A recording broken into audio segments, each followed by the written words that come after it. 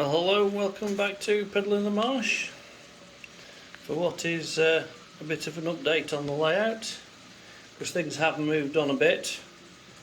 So as you can see, I've got a couple of 50s running around and a DMU today. We'll change them later on for something different, because there is a few new items on the layout. One you might just be able to spot there. You've seen the yeomans before. But we'll start over at the top of the helix, which is now called court cocking, as I'm sure you remember. Well, I've managed to put a load of people onto the pub garden. They're all watching the trains, and you can see there's some little, shall we say, like love nests, shall we say, with people sitting in them, cars and other people. Now some of these items, like the roundabout and the fat people and the white Morgan, I think it is at the back there on the car park, came from Chris Inge of Wheezy Palace, because he packed it in because of ill health. As you can see, the shed there is as well one of his, and the house is actually supposedly Chris's house, so that is going to be known as Wheezy Palace, because that's what after him and his layout. So we'll take it from there. He's got himself a nice discovery there, if you can call that nice. The other thing is there's a shelter there, which is for the ostriches, which are in the field here. Spare pipes at the back of the mine came from Chris, as did the shed. Now the miners that you see at the back are what I got from various places, bits and pieces. The digger, see the high mech has now gone to being the shunter up and down the hill, because I cannot get a shunter to be a static model for a sensible price. People are wanting £60–70 for them for stuff that doesn't work, and I'm not paying it. So that's a high mech that'll sit up there for the time being. You might also be able to see there's a telephone box there, and we also should we have a gentleman of the road and his dog sat at the side there as well. Whitby is the only item that isn't fixed down, because Whitby has to appear in the Innocent Tales of Piddle Folk every now and again, as I'm sure you know. So that's all that. If I actually turn the lights on, you have to excuse the camera shake, and I don't know whether you'll see it, but I'll try. Chris has actually managed to put him, as he says, himself and his wife in the bedroom. I'm sure you can see that. Well, he says it's him and his wife. I'm not going to argue. Why should I? So that's that bit.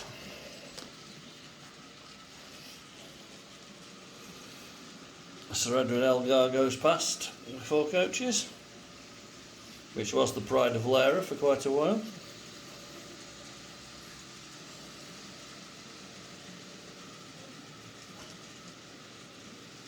Right, we'll have a wander around the other side. I'll stop, otherwise you'll get seasick. So I am now at the back of the layout where we do the control. There's the handset with it all on. We'll just move that out of the way, and we'll nip down to the fiddle yard underneath. Now, it's not quite finished, but as you can see, it is now well populated with tracks up to 17. Now, there are 12 missing there. Funds have run out for buying more tracks, so that will have to wait until winter. But 30 up to 65 are all in. As you can see. Now you're probably wondering why there's a gap there. Well, from that gap that side goes to the third track, which you can see over the back up there. This middle section go on the middle track, and there is actually a gap there where the screw is, or will be. So that's the section for the middle, and then everything to the left is what goes on that bit over to the track, which is up there, as you can see. The prototype HST is on its own little bended track there, building simply because it's 6 cars long with the 2 power cars. It will just fit on one of these, but it does make it so you've got to get it exactly right, so it's better off having its own bit of a siding. So there you go. Each one's got all the switches are in, each one's got its own number, so it's easy to work out. If you take this one, for instance, that's 36, 37, 38, 39, 40, which are those tracks there. Very easy, so you just switch on which one you want to do. So say for argument 41, if I switch that on, all the coaches light up on that train. As you can see, I have to turn them off, they'll go out. It just keeps the power down on, otherwise if we had all this lot lit up all the time, it would be just ridiculous. So there you go. That is the update for what's been happening down here on the fiddle yard. It all works, it all slides, and I'm very pleased with it. And it makes life so much easier having everything actually on the layout instead of having to keep swapping them about from boxes to boxes all the time. To put different eras on. As you can see, all my Westerns and my high mechs are over here. This is hydraulic corner really. There are a couple of steam engines there as well. And the odd 37s about. Right, we'll go up on top. Here's a recent acquisition. Came from the DEPG, which is just down the road from where I live, and this is my favourite high mech, D7018. Why it's my favourite I don't know, because its sister 7017's there as well. I think it's possibly because this one spent so much time not working and hanging, looking forlornly out of the shed, that it just kind of became my favourite. Can't think of any other reason why. And if you don't know, the West Somerset Railways, DEPG, is having its diesel gala on the 8th, 9th and 10th of June, which is a bit of a sad occasion really, because one of the members, who was the main person for looking after the Class 14, of which we nearly have 2 operational now, died the other week, last weekend, or the week before, very suddenly after a short illness, and he's going to be seriously missed. So he was well known around the area of the Heritage Railways for what he knew about it, and for the gala we're having our green Class 14 and Severn Valley are sending down one of theirs, and they're going to double head them with a wreath to commemorate Simon, which I think is quite a nice thing to do. We've also got a Class 33 coming, God knows why, we've already got 2, but they sent another one's appearing. There's that heap of junk called the Deltic arriving as well. I hate those things, I really do. And we also have the Hanson and Hall Class 50 arriving for the diesel gala, so that's on the 8th, 9th and 10th if anybody's interested. Right, as you can see, we just had a Class 47 run by. Now this Class 47 was Chris Inges from Wheezy Palace.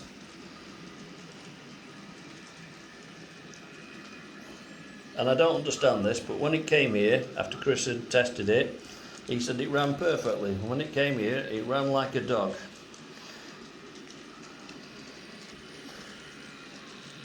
And it only ran properly when I put a Zimmo chip in it. It wouldn't even run with a Backman's one in it. I don't understand why, but that's what it happened. So anyway, it's running nicely now.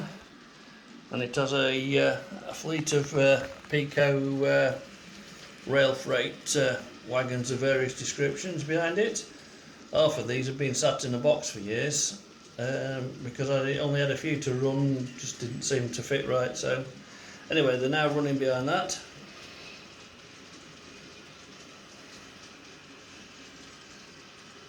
So that's something a bit new, and as you can see there's a load of tip-up steel wagons which have arrived, 6 of them to be precise.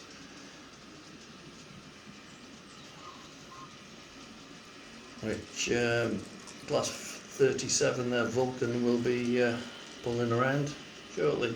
So that's basically the update for everything that's happened on the layout.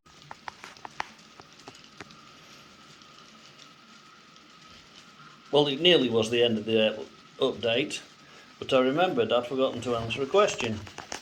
So I thought, while we do that, we'll just get the 37 out for a bit of a run, and the new wagons can have a bit of a run round. Now, a question I often get asked is, what have I made all my scenics out of? E.g. the hill over there, the hill over here, and all the bits of you know, the cuttings and stuff over there, even the bit that the mine stands up over there.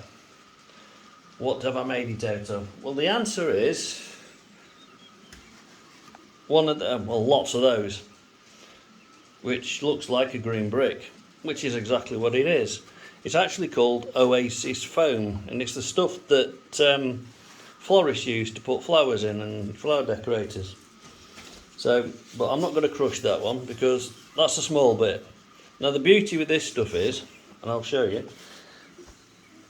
it's lightweight, and I have to move this layout about sometimes, so like when I moved out, you need something that's not heavy, and using plaster of Paris and all that mod rock stuff is heavy. So you can carve this stuff to the shape that you want, but as I did for the hill there in the middle, that's all made up out of those bricks, and then I carved roughly the middle out of it, and then I shaped it with my hands, because if you press on this stuff with your finger, it just crushes. So you can literally make the landscape that you want, and it all flattens down, so you get yourself the shapes that you want. It just breaks off easy, and it's much easier to clean up than that insulating foam stuff that some people use. So you can, as you can see, make lots of different shapes with it. And when you've got the shape you want, just fill it with PVA over the top, it soaks into it, and then it goes rock hard. It's absolutely fantastic stuff to use, and you just easy to do whatever you want with it. Can't fault it. So that's what I've made all of my stuff with. All the hills here, including these, are all made out of that stuff. Oasis foam. And it's you can buy it off eBay, comes in boxes 10 or 20, whichever you wish. But all the hills here, that is all made out of this foam, just filled with PVA glue, and it goes solid, and it's lightweight. And then you just paint it over the top, or if you want to do that, or as I do with it, because I don't static grass, I don't think it looks right on N-gauge. I use the grass mat instead and just put that over the top. But yeah, we all have our preferences. But there you go, that's what I do with it. So that's why I've done all my hills and stuff here.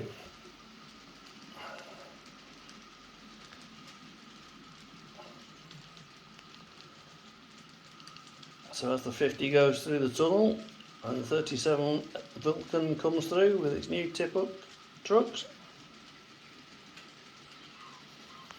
I'll say goodbye and thanks for watching. And I will try and do an update before the autumn, but I've got a lot on in the garden at the minute, so I'm trying to get some grass back in the lawn instead of weeds, and I'm winning, so I want to keep doing it. So I'll catch you again later. Thanks for watching. Bye.